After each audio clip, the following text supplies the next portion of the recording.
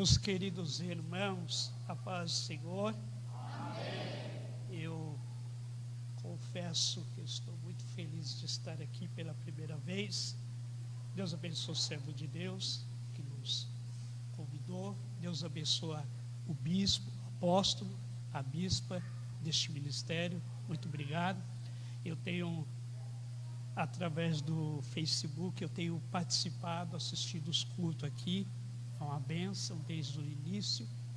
E eu fiquei preocupado, eu disse para minha esposa, eu falei, neguinha, 7 Uber falhou comigo, não sei se eu vou chegar a tempo lá no culto hoje.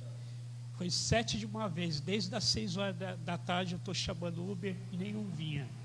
E graças a Deus, Deus é bom que enviou um servo de Deus que falou, não, vou buscar ele lá. E estamos aqui para a glória de Deus. Eu quero trazer a saudação do meu pastor presidente, pastor Moacir Balotin, nosso campo ali, Ministério Parque de São Rafael, muito conhecido, nossa igreja sede, então estamos felizes. Abra sua Bíblia sem perca de tempo, segunda carta de Paulo aos Coríntios.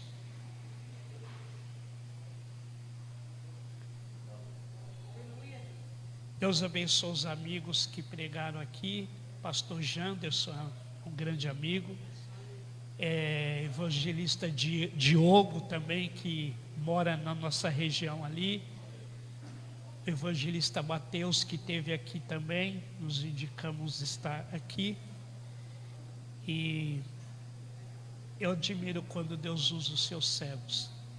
Eu sou daquele tempo mais antigo, viu? Não se preocupa não, eu não sou aquele pregador explosivo, eu gosto de explicar o texto e aplicar o texto para que você possa entender, tá bom? Capítulo 4 de 2 Coríntios, capítulo 4, o versículo de número 1 até o versículo de número 9. Capítulo 4 de 2 Coríntios, versículo 1 até o versículo de número 9. Pelo que tendo este ministério, segundo a misericórdia que nos foi feita, não desfalecemos, antes rejeitamos as coisas que por vergonha se ocultam, e não andam com astúcia e nem falsificando a palavra de Deus. E assim nos recomendamos a consciência de todo homem, na presença de Deus, pela manifestação da verdade.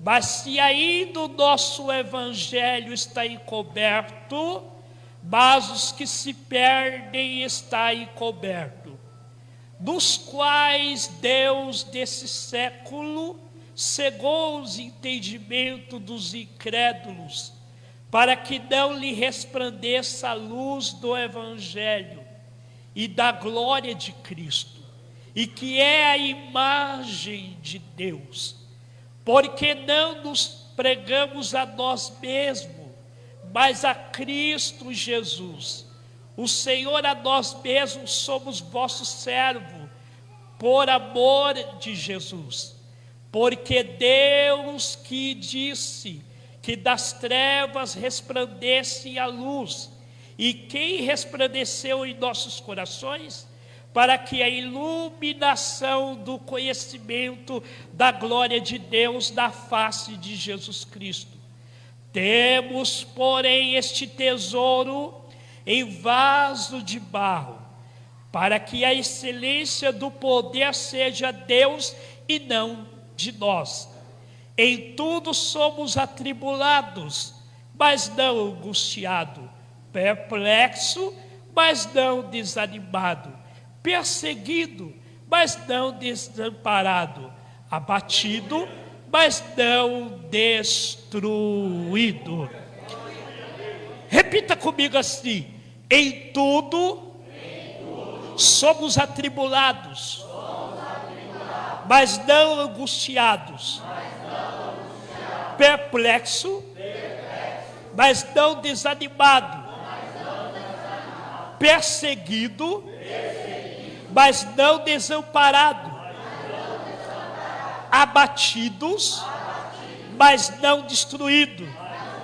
Olha para o seu irmão, diga assim: abatido, mas não destruído. Podeis tomar o vosso assento.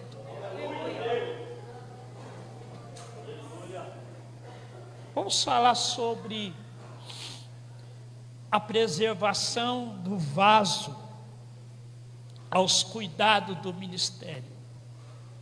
Nós sabemos que o apóstolo Paulo, ele trouxe para a igreja de Corintos algumas informações.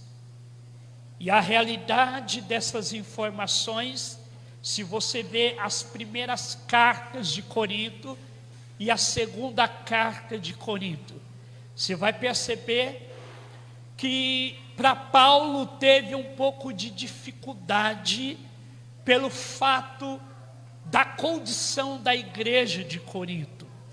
Você percebe que havia daqueles períodos de tempo em que a igreja tinha profetas, tinha mensageiros, tinha profecia, tinha revelações, mas tinha palavra.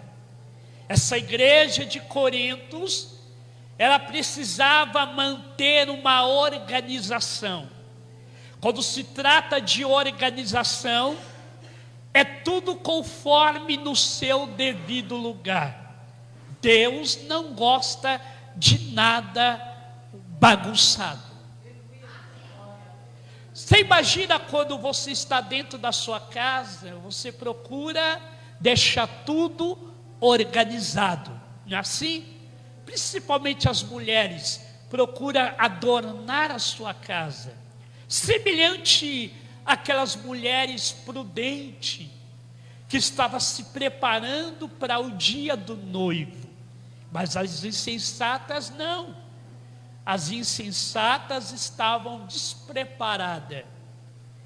E de fato, lá em Mateus fala que elas chegaram, bateram na porta e era tarde demais. Por quê? Porque estavam desorganizados. Uma coisa que Deus lhe preocupa com você e conosco é quando nós estamos num ambiente que na verdade não está organizado. Você não se sente bem. A primeira coisa é: precisa melhorar. E o que Paulo está tratando aqui é que tudo que ele recebe, ele diz assim: pelo ministério segundo a misericórdia que nos foi feita, que não nos desfalecemos. Paulo, ao mesmo tempo, ele diz que nós não devemos rejeitar as coisas que nos traz vergonha, porque no tempo da igreja de Corintos havia isso, havia uma desorganização. Um queria profetizar, o outro queria revelar, o outro queria pregar, e Paulo chegou: pera aí, o negócio está tudo bagunçado. Cada um espere um pelos outros. É semelhante à ceia. Quando você vai cear junto, no mesmo propósito, na mesma visão. O que eu quero trazer aqui nessa noite: se o céu é organizado, imagine a sua noiva, tem que ser organizado. Se o céu já está preparado, porque Jesus disse: eu vou para o meu Pai vos preparar um lugar. Só que fica despreocupado, porque vocês não estão sozinhos.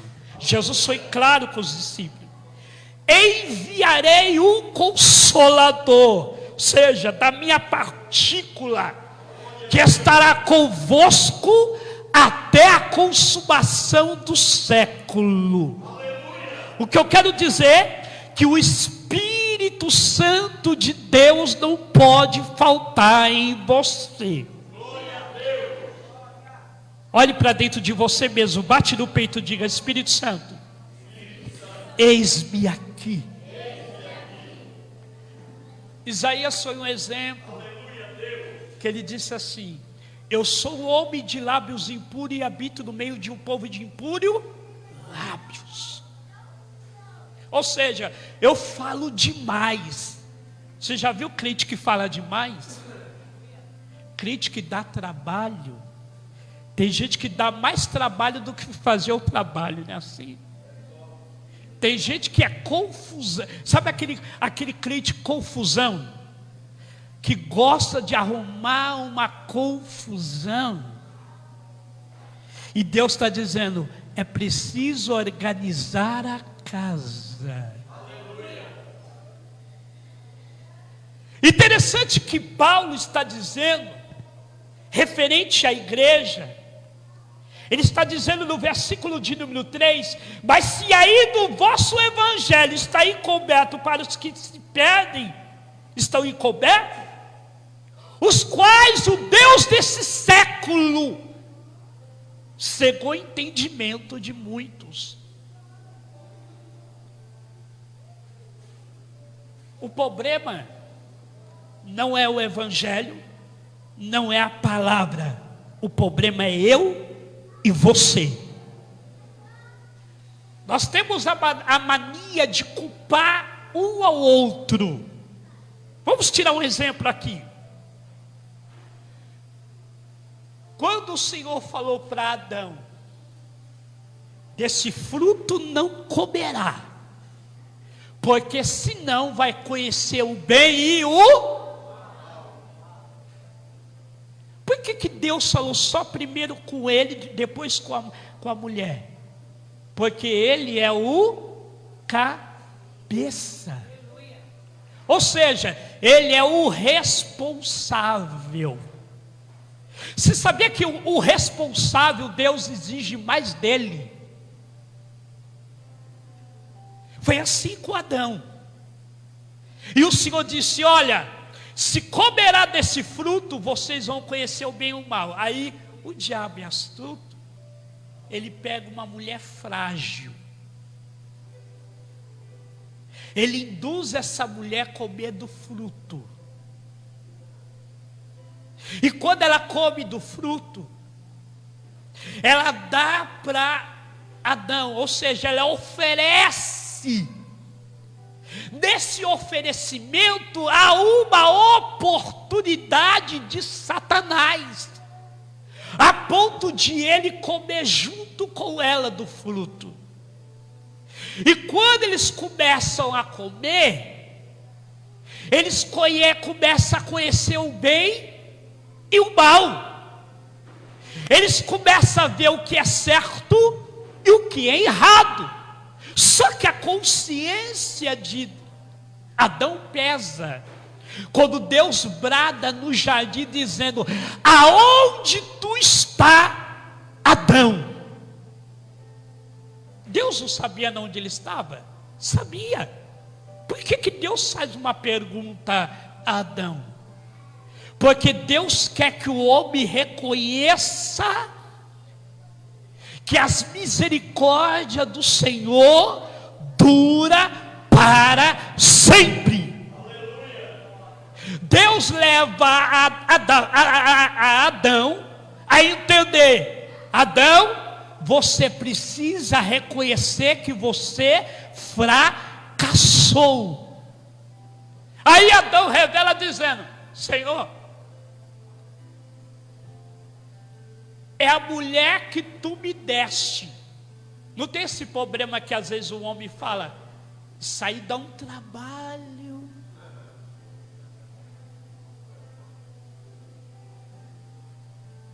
Mas você quis. Deus não colocou no seu memorial, não, tem que ser ela. Não, não.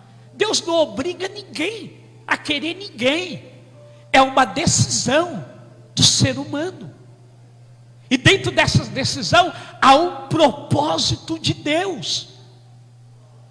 Quando não é o homem falando, é a mulher. Esse homem então, meu Deus do céu.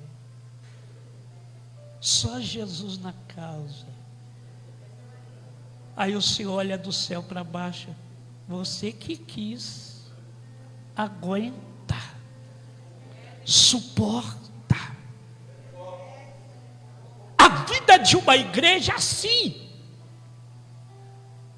A noiva tinha que conhecer o grande Messias. Porque quando aquelas mulheres, as prudentes, entraram na porta, entraram, ao estar com o noivo, diz a Bíblia que elas tinham vasilha cheia e lamparina acesa. Eu lhe pergunto nessa noite, quem tem vasilha acesa e lamparina?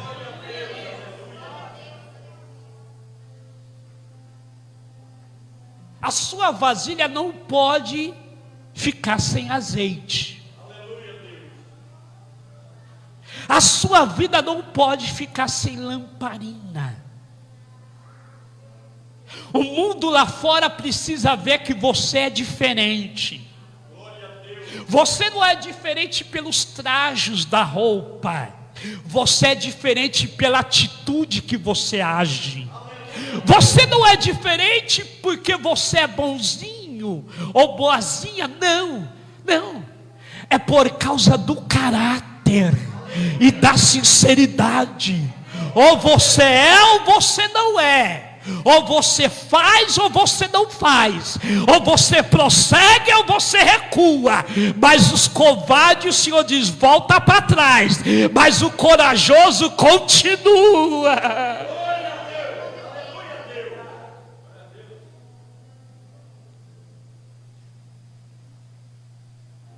O problema é que quando Deus falou com Adão, o Senhor disse para ele: tu vai ter que trabalhar com o suor. Sabe o que é trabalhar com o suor? Usar as mãos. E você, mulher, vai ter que sentir dores de parto. Deus colocou uma tarefa na vida do homem, como colocou uma tarefa na vida da mulher. Só que os dois têm que trabalhar no mesmo objetivo. Eu estou falando de igreja. Os dois têm que trabalhar no mesmo propósito. Propósito de uma reconstrução. Quando você conheceu a sua esposa, ou sua esposa te conheceu, qual foi a intenção? Construir o futuro. Lutar por aquilo que nós queremos lutar. Não foi assim? Começar de baixo para cima, não de cima para baixo. Tudo tem uma aprovação. Você pensa que é mar de rosa? Não é. Você chegou aqui porque, até aqui, é porque teve muitos espinhos que você enfrentou. Muitas angústias que você enfrentou. Como diz aqui na carta de Paulo que nós lemos. Olha que em tudo somos atribulados, mas não angustiados, perplexos, mas não desanimados. Querido, não é todo dia que você vai estar bem. Às vezes você olha para aquela pessoa com a cara de delegado, está brabo hoje, está nervoso. Principalmente quando você encontra a sua companheira naquele tal de DPM, é isso? Que a mulher parece que não quer te ver, nem é pintado. Mas é o momento dela. E você tem que entender. A igreja está passando esse momento. Um momento que precisa ser entendido. Pastor, por que hoje nós não estamos ganhando muitas almas para o Senhor? Por causa dentre nós e sobre nós, existem pessoas que não têm o mesmo propósito. Aleluia, Deus. Porque nem todos que estão conosco é do nosso meio. Eu vou ser claro aqui. Estava Jesus sentado na mesa com seus discípulos. E ele disse assim: aqui na mesa tem um que vai me trair. Aleluia. Jesus falou o nome? Não. Só falou: tem um que vai me trair. Está aqui na mesa. Vai comer conosco. Vai participar do banquete. Pastor, acontece isso? Acontece. Tem gente que tem cara de crente, roupa de cristão, mas não é do meio dos nossos. Por isso que Deus está à procura dos adoradores que adoram em espírito e em verdade. Então nesse meio haverá uma separação. Que separação? O Senhor vai tirar o joio do meio do trigo. E tem uns que têm a mente tão frágil e diz: por que o pastor não tira?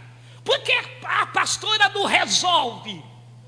Não é para ela resolver, é para o dono da igreja resolver. Aleluia, Deus. Porque naquele dia o Senhor vai fazer uma separação.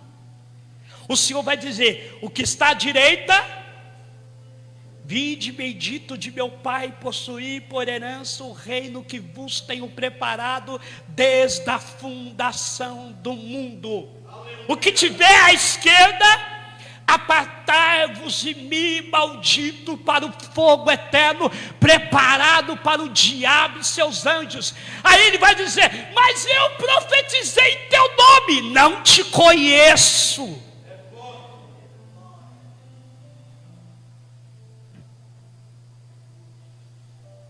Eu falo para você, tome cuidado com esses profetas de Facebook aí. Eu fico com dó das irmãs. Tem umas irmãs que ficam: ora por mim pelo meu casamento. Às vezes não sabe nem se é o macumbeiro que está falando lá. Tem que abrir os olhos. Porque a verdadeira profecia que vem daqui de dentro, essa não falha. Essa não falha. Você quer ver Deus falar com você? Vai para a tua igreja, vai para os cultos de ensino, vem para a oração. Você tem pastor, você tem liderança. Você não precisa ir para outro lugar para ouvir Deus falar. Você tem uma liderança. Olha para o teu irmão e diga: você tem uma liderança. Que tem umas pessoas que eu já sei que vai falar, então eu vou para outro lugar, ninguém me conhece mesmo. Lá quem sabe vai. Deus não fala o que você quer, Deus fala o que Ele quer. Nós não controlamos o jeito para Deus falar. Um certo dia, está aquele homem na porta formosa. Esse homem não podia entrar dentro do templo. Ele era coxo, não tinha movimento nas suas pernas. Mas quem estava lá dentro do templo, porque tem gente que só quer Deus para ele. Deus tem que estar só com ele, e os outros não precisam. Aonde eu trabalho, irmãos, quem tem coragem de passar no meio da Cracolândia, no meio daquele povo? Todo dia eu tenho que passar no meio da Cracolândia, no meio dos nóia, para chegar no meu serviço. Tem que ter coragem. Tem que ter coragem para anunciar a palavra. Às vezes tem a oportunidade que Deus dá para você falar de Deus para alguém. Pastor, eu não sei falar. Não tem problema. Jeremias falou: eu não sei falar, Não quero saber se você não sabe falar, Jeremias. Aonde tu irás, tu falarás todo quanto eu te mandar. Deus está dizendo, eu estou colocando sobre a tua vida uma palavra profética, e através da sua vida vai mudar muita gente.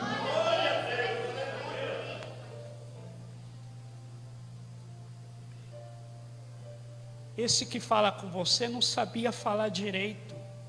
Aos meus 7, 8 anos de idade, eu tinha que entrar numa aula de linguagem para poder melhorar a fala, porque eu tinha uma língua presa.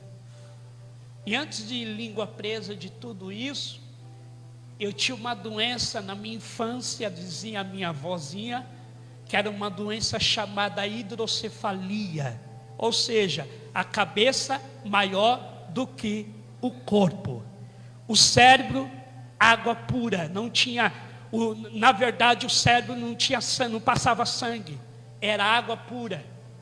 A cabeça maior do que o corpo fininho, parecendo aquelas crianças da África. Só que Deus tinha uma promessa. Você sabia que eu estou falando isso aqui? Porque Deus está dizendo, eu tenho promessa na vida de alguém que para muitos não tem muito valor. E hoje eu estou aqui para dizer, Deus ainda cura. Deus ainda cura. Então quando você está vivendo um momento de tribulação, não é a grande tribulação, é tribulação. Porque o Evangelho nos leva ao caminho da tribulação. Não é esse negócio de eu vou pregar, vou falar de Jesus, vou cantar louvores, as pessoas vão me aplaudir, eu vou ter muita visualização nas redes sociais, todo mundo vai me ver. Vai ter aquele dia que ninguém vai te ver. Vai ter aquele dia que ninguém vai olhar para você. Vai ter aquele dia que ninguém vai dizer parabéns, sucesso. Você vai subir, vai crescer. Vai ter aquele dia que alguém vai menosprezar, mas o céu está aberto para revelar para você. Você pode ser desprezado aqui na terra, mas lá no alto você tem muito valor.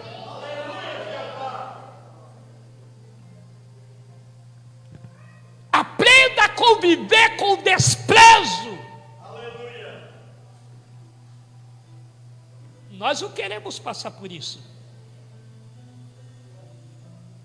Você não quer passar por isso. Mas tem dia que Deus permita você passar por desprezo. Para quê? Para que a essência de Deus se revele, que Ele é contigo. Enquanto Paulo pregava, tanto os apóstolos daquela época, principalmente Atos capítulo 12, você vai ver que quando Pedro é preso na prisão, não é como esse evangelho de hoje que tem aí, que as pessoas querem mídia. Você já percebeu que a culpa às vezes é minha e sua? Nós colocamos as pessoas na mídia porque nós idolatramos. Uma coisa que nós precisamos mudar, que a glória sempre será de Jesus e não do homem. Tudo que você for fazer, seja Ele glorificado.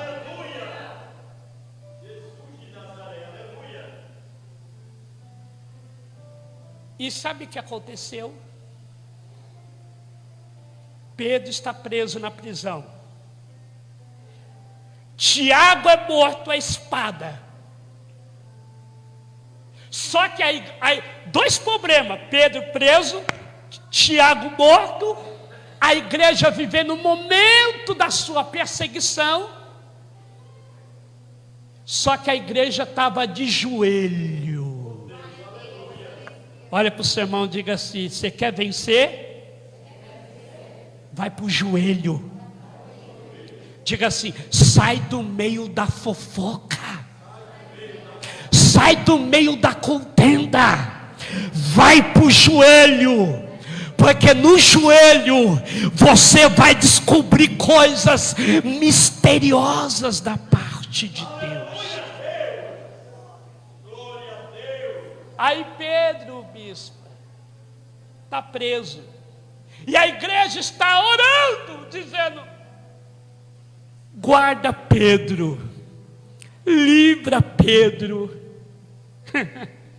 Interessante que a oração da igreja tem um mover de Deus, que o anjo aparece na prisão e fala: Pedro, levanta-te.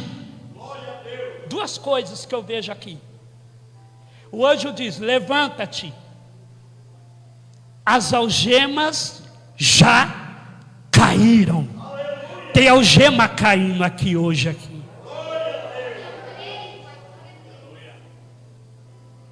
E quando ele diz: as algemas já caíram, Pedro levanta, sai da prisão. Parece que eu vejo o Senhor dando sono para os guardas, todo mundo cochilando, porque é assim que Deus faz.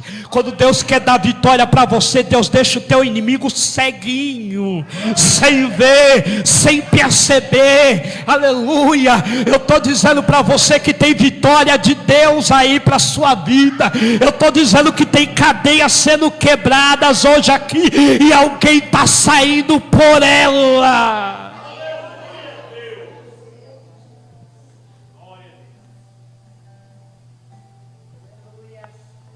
Ele sai, e quando ele sai, ele vai para a casa de Rude, e uma menina veio, uma criada, atender. E quando a menina atende na porta, ela diz assim: Pedro está aqui. E alguém lá dentro está dizendo: ela está vendo o anjo dele. Não, era real. Sabe o que eu estou dizendo para você? O que você vai viver hoje é realidade. Segure na mão do teu irmão, segure assim, diga assim: você vai viver realidade.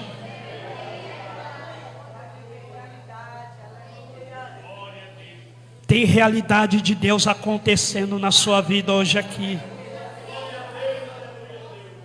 Eu estou dizendo para você, porque eu fui cuidado por uma senhora que viveu até os 82 anos de idade, que foi minha avózinha, que me criou.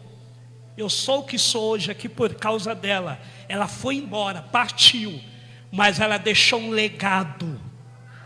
Sabe que é você entrar no quarto dela, porque ela tirava 2, 3 horas de joelho, bispa. E quando você olhar no quarto, você não viu o reflexo da luz, da lâmpada. Você viu um clarão dentro do quarto dela. Toda vez que entrava era um clarão. Porque ela orava muito. E um dia ela disse para mim: filho,